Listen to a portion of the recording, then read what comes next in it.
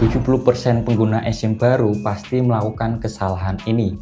Apakah lu termasuk dari 70% orang tersebut? Assalamualaikum warahmatullahi wabarakatuh. Buat teman-teman yang nggak sengaja baru ketemu channel ini, gue nggak mau ngasih tahu kalau di sini gue sering bahas tentang laptop, Android, serta perangkat pendukung lainnya. Maka dari itu, jika lu tertarik dengan hal tersebut, bisa bantu support channel ini dengan cara tekan tombol subscribe di bawah. Semua orang pasti mampu buat beli eSIM baru karena harganya yang murah, gampang, dan praktis, nggak perlu datang ke counter lagi. Tapi karena kemudahan itulah yang ngebuat 70% pengguna eSIM baru nggak menyadari kesalahan yang mereka lakukan. Maka dari itu, buat lu yang mau migrasi dari kartu SIM fisik ke eSIM, pas banget nih. Semoga setelah nonton video ini nggak ngelakuin kesalahan lagi karena udah punya sedikit pengetahuan sebelum beli dan pakai eSIM. Pasti masih banyak banget yang langsung beli eSIM tanpa ngecek dulu apakah HP yang dipakai itu udah support eSIM atau malah belum. Kedengarannya memang sepele, tapi kebanyakan orang nggak ngelakuin hal ini karena lu berasumsi semua HP itu bisa pakai eSIM dan langsung beli aja. Ternyata pas udah beli dan terima notifikasi email yang berisi QR code, jadi bingung sendiri. Ini cara masukin nomor eSIM-nya gimana ya? Akhirnya banyak yang dijual lagi karena nggak jadi dipakai dengan alasan HP-nya nggak support. Iya, kalau ada yang mau beli, alhamdulillah. Nah, kalau nggak ada, apa nggak eman-eman sama itu duit? Mending lu pakai buat renang atau pergi ke CFD dan beli jajanan yang bikin perut lu kenyang. Emang cara ngecek HP kita support eSIM atau enggak gimana bang? Gampang banget. Mari kita bagi menjadi dua tipe dulu. Ada cara ngecek untuk Android dan iPhone. Ini buat lu para pengguna Android, bisa pergi ke menu setting, terus pilih koneksi dan SIM Manager. Jika ada opsi add eSIM atau tambahkan eSIM, maka HP lu udah pasti support. Lanjut, untuk cara ngecek di iPhone, ini hampir sama seperti di Android. Lu bisa pergi ke menu setting, terus pilih seluler. Jika ada opsi add eSIM atau tambahkan eSIM, ya udah pasti support. Ribet bang? Nggak ada apa cara yang gampang? Tentu ada, tinggal cek melalui kode email aja. Pertama, lu buka telepon lalu ketikkan bintang pagar 06 pagar. Jika muncul nomor EID atau Embedded Identity Document, maka udah dipastikan HP lu support eSIM. Kalau nggak muncul EID, ya berarti belum support, kayak Samsung M30S gue ini. Sampai di sini udah paham kan ya? Jadi awas aja nanti masih ada yang komen, gue mau jual eSIM nih. Ada yang minat nggak? Soalnya udah terlanjur beli tapi HP nggak support. Setelah ngecek dan ternyata HP kita support, maka langkah selanjutnya adalah memilih provider seluler. Kita tahu bahwa provider seluler di Indonesia itu ada 6 yang meliputi Telkomsel, XL, Indosat, Smartfren, Tri, dan yang terakhir ada Axis. Apakah lu udah pernah nyoba semua yang gue sebutin tadi? Kalau gue udah pernah pakai Telkomsel, Indosat, Tri, dan XL. Sedangkan Smartfren dan Axis gue belum pernah pakai sama sekali. Dari pengalaman gue sendiri, jika diurutkan dari kecepatan sinyal internet yang paling kenceng, Telkomsel itu ada di urutan pertama, terus yang kedua Indosat, ketiga XL, dan yang terakhir Tri. Namun jika diurutkan dari kemurahan paket internet, bisa dibilang paket data yang paling murah itu Tri. Terus yang kedua Indosat, ketiga XL, dan yang terakhir Telkomsel. Kalau Axis sama Smartfren gimana bang? Gue nggak berani komen karena belum pernah pakai. Mungkin jika lu yang nonton udah pernah pakai, boleh tulis di kolom komentar ya, biar yang lain bisa baca dan bisa dapetin review langsung dari pengguna. Dan ini dua tips dari gue buat pilih provider seluler biar nggak bikin kantong lu jebol. Pertama, cek jangkauan jaringan provider seluler di lokasi atau tempat tinggal lu. Caranya gimana bang? Gampang banget. Semisal lu sekarang pakai SIM fisik Indosat, lalu pengen pakai eSIM dari Telkomsel, tinggal nanya ke temen lu yang udah pakai gimana kecepatan saat dipakai streaming, main game, atau scroll sosmed. Kedua, tentukan kebutuhan kuota bulanan dan budget maksimal yang dikeluarkan. Setelah itu, cari tahu daftar harga paket eSIM dari provider seluler yang akan dibeli. Jika lu ada rencana ingin pakai eSIM dari Telkomsel atau XL, gue bisa spill harga paket datanya. Karena kebetulan gue sekarang lagi pakai keduanya, tapi nanti ya di sesi harga kuota. HP udah support, terus udah cek sinyal dan tahu kebutuhan paket bulanannya berapa. Langkah selanjutnya yaitu cara beli eSIM. Sebagai contoh, gue akan beli eSIM dari Telkomsel. Pertama, buka browser HP kalian atau laptop, lalu ketikkan eSIM Telkomsel. Terus pilih yang ini. Klik beli sekarang, lalu pilih paket eSIM-nya. Ada paket 3 GB atau yang 5 GB. Kalau gue tentu saja pilih paket yang murah 3 GB dengan harga 20.000. Di bagian pilihan varian, kalian klik lihat semua. Untuk kota Anda berada saat ini, disesuaikan aja dengan tempat tinggal sekarang. Karena akan berpengaruh di pemakaian kuota lokal ketika nanti beli paket internet. Jika udah, lalu pilih nomor pilihan untuk buat atau cari nomor sendiri. Di sini ada beberapa pilihan nomor, tinggal pilih aja yang menurut lu gampang buat diingat. Jika udah, maka klik beli. Di sini nanti lu akan diminta buat masukin email. Saran dari gue, hati-hati banget jangan sampai salah. Dan pastiin kalau email yang lu masukin itu masih aktif. Karena nanti akan digunakan buat ngirim QR code dari nomor eSIM yang lu beli. Setelah masukin email kita, lalu check out. Di sini kita dikasih waktu beberapa jam untuk menyelesaikan pembayaran. Sedangkan metode pembayaran yang ada itu cukup lengkap. Bisa pakai link aja, ShopeePay, Dana, GoPay, OVO, dan bisa transfer melalui e-banking. Kita asumsikan semua udah selesai melakukan pembayaran ya, dan udah nerima email yang berisi QR code. Kalau yang belum nerima email padahal udah bayar, gimana bang?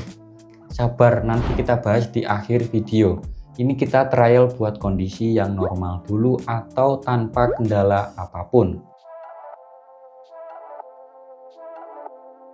Siapkan dokumen pendukung pada saat melakukan aktivasi eSIM seperti kartu tanda penduduk atau KTP dan kartu keluarga atau KK. Jika udah mendapatkan email yang berisi QR code, maka jangan lupa disimpan biar nggak hilang. Terus masukkan nomor eSIM yang baru tadi dengan cara pergi ke setting, lalu pilih koneksi, terus pilih SIM manager dan tambahkan eSIM atau add SIM. Tunggu sebentar dan lu akan diberikan dua pilihan antara scan QR atau search for eSIM. Gue lebih merekomendasikan yang gampang, langsung scan QR aja. Kalau lu punya dua HP, QR code eSIM tadi kirim ke HP yang satunya untuk di scan. Tapi jika hanya punya satu HP, tadi di awal udah gue kasih tahu buat disimpan, nanti scan QR melalui galeri aja. Itu juga bisa dilakukan, yang penting kita udah nyimpen QR code. Setelah melakukan scan QR code, langkah selanjutnya yaitu aktivasi. Untuk aktivasi tiap provider seluler itu sama aja, semua butuh KTP dan KK lalu dikirim ke nomor 444 kali. Hanya aja yang membedakan itu kalau di Telkomsel format aktivasinya ketik rek spasi nomor KTP pagar nomor KK lalu pagar lagi. Kalau di XL, ketik daftar, pagar nomor KTP, pagar nomor KK, dan dikirim ke 444 kali. Tinggal ditunggu sampai mendapatkan balasan pesan bahwa aktivasi yang lu lakukan itu udah berhasil. Sekarang aktivasi udah selesai, lanjut kita download aplikasi untuk beli paket kuota. Sesuaikan provider seluler yang lu pakai. Contoh, gue pakai Telkomsel, ya download My Telkomsel. Kalau pakai XL, ya download My XL. Di mana bang downloadnya? Lu bisa pergi ke Play Store atau App Store. Terus kalau udah selesai download, masukin deh pakai nomor eSIM yang baru lu beli tadi. Sesuai dengan janji gue di awal, kalau di akhir video gue bakalan nge-spill harga paket internet eSIM Telkomsel dan XL. Dari mulai Telkomsel dulu ya. Untuk paket internet dengan harga masa aktif selama 28 hari, itu harga paling murah ada di 30.000 dapat kuota 7 GB, 40.000 dapat kuota 10 GB, dan 80.000 dapat kuota 20 GB. Sedangkan paket internet dengan masa aktif selama 30 hari, itu harga paling murah ada di 30.000 dapat kuota 3 GB, 70.000 dapat kuota 8 GB, dan 100.000 dapat kuota 13 GB. Memang harga paket kuota Telkomsel tergolong mahal, apalagi buat gue kaum mendang-mending seperti ini. Berasa nggak ikhlas aja gitu, duit 100.000 cuman dapat kuota paling gede 20 GB. Itu pun hanya aktif selama 20 hari. Oke, lanjut untuk harga paket internet XL. Di sini gue akan bagi menjadi dua, yaitu paket ekstra combo plus atau masa aktif 30 hari dan paket ekstra combo flex atau masa aktif 28 hari dan ada yang 60 hari. Pertama, ekstra combo plus dulu. Paket yang paling murah ada di harga 73.000 dapat kuota 23,5 GB. 100.000 dapat 40 GB, 143.500 dapat 70 GB, 195.000 dapat 107 GB, dan yang paling mahal ada di 257.000 dapat 161 GB. Kedua, ekstra combo flex. Untuk paket yang paling murah ada di harga 29.000 dapat kuota 6 GB, 35.000 dapat 7,5 GB, 47.500 dapat 11 GB, 57.000 dapat 15 GB, 130 dapat 70 GB, 162.000 dapat 140 GB, dan 190.000 dapat 200 GB. Dan yang paling mahal ada di harga 233.000 dapat kuota 100 GB dengan masa aktif 60 hari. Nah, sekarang gue lagi pakai paket internet dari XL yang ekstra combo plus harga 143.500 dengan kuota 70 GB. Kenapa gue pilih itu? Karena kuota utamanya anti hangus, bisa di rollover. Tapi menurut gue pribadi ya, harga paket kuota eSIM Telkomsel dan XL masih kalah murah dengan paket kuota di SIM fisik Indosat gue. Hanya dengan 129.000 kita bisa dapetin kuota sebesar 150 GB dengan masa aktif 30 hari. Atau kalau kalian sering begadang bisa beli paket yang jumbo 300 GB dengan harga 150.000. Namun kuota utama 150 GB bisa dipakai 24 jam dan kuota 150 GB nya lagi hanya akan aktif di jam 1 sampai 6 pagi. Gue akan mencoba menjawab 7 pertanyaan yang gue temui di kolom komentar video orang lain, yang mana masih sama terkait membahas tema eSIM. Jadi buat lu yang punya pertanyaan dan belum terjawab di video ini, bisa langsung tulis saja di kolom komentar ya. Insya Allah nanti akan gue bales kalau pas lagi santai. Pertanyaan pertama, cara logout eSIM gimana? Rencana mau dipindah ke HP lain. Pergi ke setting, lalu pilih koneksi dan pilih SIM manager. Tinggal klik eSIM yang mau di logout, lalu remove. Pastikan lu masih nyimpen email atau QR code nomor eSIM yang dikirimkan waktu pertama kali beli. Pertanyaan yang kedua, kalau udah beli eSIM terus nggak usah diregistrasi gimana bang? Soalnya belum punya KTP. Ya nggak bisa dipakai internetan kalau nggak diregistrasi nomor eSIM-nya. Solusi paling gampang kalau kayak gini, lu bisa pinjem KTP orang tua atau kakak lu aja. Lanjut pertanyaan ketiga, apakah bisa nomor eSIM diubah jadi nomor SIM card fisik? Jelas nggak bisa ya, karena nomor eSIM itu nomor digital. Tapi kalau sebaliknya, lu punya SIM card fisik mau diubah menjadi eSIM malah bisa. Tinggal datang ke gerai terdekat dan bilang mau migrasi ke eSIM. Pertanyaan keempat, bang gue udah bayar tapi kok barcode belum dikirim ya? Email yang lu masukin waktu beli eSIM itu ada typo atau salah ketik.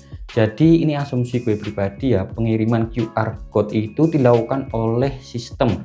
Ketika lu sudah terdeteksi udah bayar, maka akan secara otomatis dikirimkan email, sehingga nggak mungkin tuh operator satu-satu ngetik manual yang ngirim email ke pelanggan yang udah beli eSIM. Pertanyaan kelima, kalau beli eSIM dari luar negeri terus pas sampai Indonesia sinyalnya bisa muncul nggak? Untuk case ini gue belum pernah coba, tapi jika dipikir secara logika itu bisa.